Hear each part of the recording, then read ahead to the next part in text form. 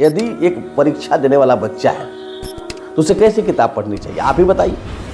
अब वो परीक्षा देने वाला बच्चा है तो परीक्षा देने की किताब पढ़ेगा, उसके लिए प्राथमिकता परीक्षा है।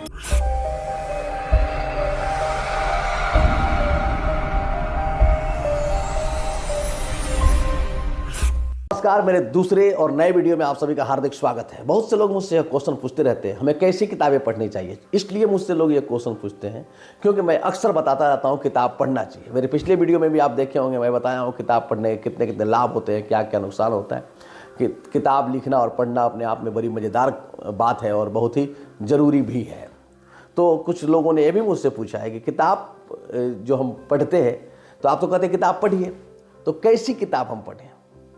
अब जरा सोचिए, यदि एक परीक्षा देने वाला बच्चा है तो उसे कैसी किताब पढ़नी चाहिए, आप ही बताइए। अब वो परीक्षा देने वाला बच्चा है तो परीक्षा देने की किताब पढ़ेगा, उसके लिए प्राथमिकता परीक्षा है। लेकिन यदि आप परीक्षा नहीं दे रहे हैं तो क्या है, तब आप यदि मनोरंजन चाहते हैं तो कहानी की किताब पढ़िए, कविता की किताब पढ़िए। यदि आप मनोरंजन के साथ साथ कुछ अपने माइंड सेट को सेट करना चाहते हैं, अपने माइंड को सेट करना चाहते हैं, अपने नज़रिया को और सकारात्मक करना चाहते हैं तो सेल्फ हेल्प की किताबें पढ़िए। किताब की तमाम कोटियां मौजूद है। यदि आप अपना स्किल डेवलप करना चाहते हैं तो उस स्किल से संबंधित किताबें पढ़िए। सारी किताबों को एक तरफ। अब मैं आपको बताता हूं, शिव खेरा जी ने अपनी किताब में लिखा है कि जब कोई व्यक्ति अपने जीवन में बड़ी सफलता प्राप्त करता है तो उसकी उस सफलता में 15% योगदान उसके मेहनत का होता है, उसके भाग्य का होता है, डेस्टिनी का होता है। 85% योगदान उसके माइंडसेट नजरिए का होता है। 15% उसका भाग्य, उसका मेहनत, लेकिन 85% उसका एटीट्यूड। एक बहुत बड़ी संख्या में, बहुत बड़ी संख्या में सेल्फ हेल्प की किताबें हैं जो हमें हमारे जीवन को उन्नत बनाने में सहयोग करती हैं। बहुत सस्ती सस्ती मिलती हैं, बहुत सस्ती, 300, 400, 200, 100 रुपये की। लेकिन एक एक किताब के एक एक पैराग्राफ में आपके जीवन को आमूल चूल बदल देने की ताकत होती है। और आज का जो समय है, उस समय में सबसे जो बड़ी समस्या है वह निराशा की है। हम डिप्रेस्ड हो जाते हैं। कोई लक्ष्य हम बनाए, नहीं मिलता है तो हम निराश हो जाते हैं। रिलेशनशिप टूट जाता है तब हम निराश हो जाते हैं। पति पत्नी में झगड़ा चल रहा है तो हम निराश हो जाते हैं। हम रास्ते में गए, ऑफिस पहुंचे, ऑफिस पहुंच करके बात से झगड़ा हो गया तो हम निराश होते हैं। तमाम तरीके के डिस्ट्रक्शंस हैं, यानी कि तमाम तरीके के कांटे हैं जो हमें चुभते रहते हैं और उन कांटों को चुभने से हम परेशान होते रहते हैं और ये थोड़ी थोड़ी परेशानियां जमा होकर के बड़े रोग को जन्म देती हैं। ऐसे में प्रत्येक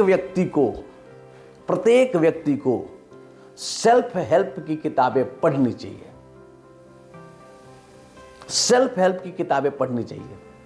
उससे क्या होता है, उससे हमारा माइंड सेट ग्रोथ माइंडसेट में बदल जाता है। और जब हम ग्रोथ माइंडसेट में होते हैं, रिसोर्सफुल स्टेट में होते हैं, इस स्टेट में हम जो भी करते हैं उसमें हमें सफलता मिलती है। कई बार होता है कि हम जो भी करते हैं उसमें हमको असफलता मिलती है। हम कारण बाहर खोजते हैं। कुछ लोग पंडित जी से जाके पतरा दिखाते हैं, ज्योतिषी के पास जाते हैं कि मेरा भाग्य खराब है, मेरे तकदीर खराब है, कौन सा अंगूठी पहने, कौन सा पूजा करें। लेकिन वे कभी भी अपने माइंडसेट में इस समस्या का समाधान नहीं खोजते। यदि आप सेल्फ हेल्प की किताब पढ़ते हैं तो बहुत सी समस्याओं का समाधान आपका यूं ही हो जाना है। तो आप यदि मुझसे पूछते हैं कि कौन सी किताब मैं पढ़ूं, तो मैं आपको रिकमेंड करूंगा कि आप अपने ज़रूरत की किताबें तो पढ़ें ही, स्किल से संबंधित किताबें पढ़ें ही। आप जिस क्षेत्र में, आप आंख के डॉक्टर हैं, कान के डॉक्टर हैं, तो आंख और कान में जो नए रिसर्च हो रहे हैं उनके बारे में पढ़ें। जो पुराने लोग इलाज करते थे उनके बारे में भी पढ़ें, ठीक है। यदि आप इन सब चीज़ों के डॉक्टर नहीं हैं, आप कुछ भी हैं, जिस क्षेत्र में आप, जैसे मैं हिंदी का टीचर हूँ तो मुझे हिंदी का किताब तो पढ़ना ही है।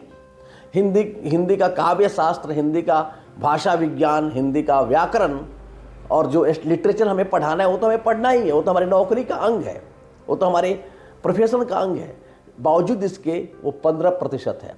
85% हमारा माइंडसेट है, 85% हमारा माइंडसेट है। माइंडसेट को निर्मित करना बहुत ज़्यादा जरूरी है। उसमें आप मेरी भी किताब पढ़ सकते हैं, पासवर्ड, अनलॉक अनलिमिटेड पावर, और आचार्य अमरीश जी की भी किताब पढ़ सकते हैं कि सक्सेस मंत्रा।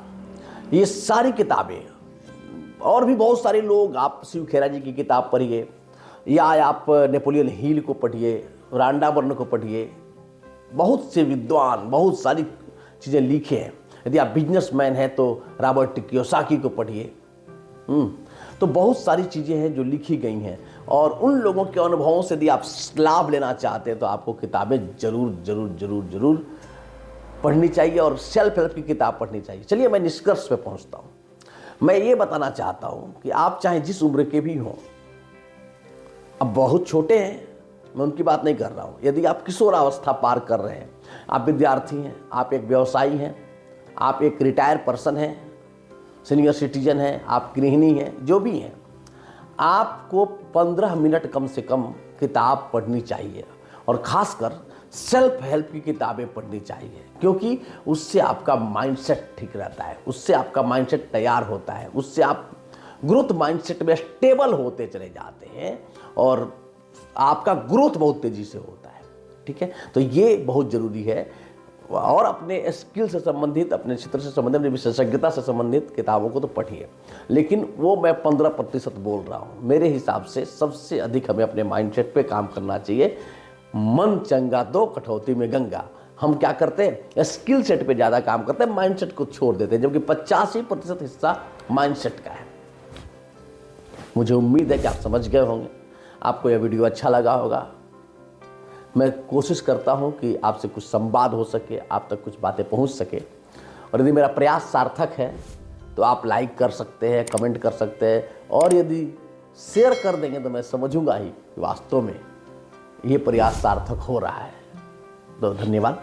अगली वीडियो में मैं आपसे मिलता हूं, तब तक के लिए शुक्रिया।